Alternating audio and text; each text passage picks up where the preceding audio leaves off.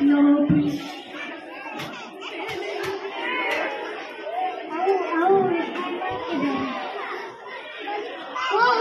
There's a real wolf! Help! But the villagers thought he was trying to fool them again, and so they didn't come. At sunset, everyone wondered why the shepherd boy didn't return to the village with their sheep. They went up the hill to find the boy. They found him weeping.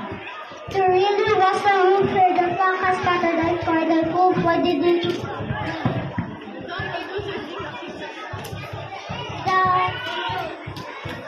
An old man tried to comfort the boy as they went back to the village.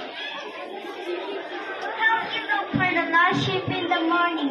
Nobody visits a lion even when he's telling the truth. The moral of the story is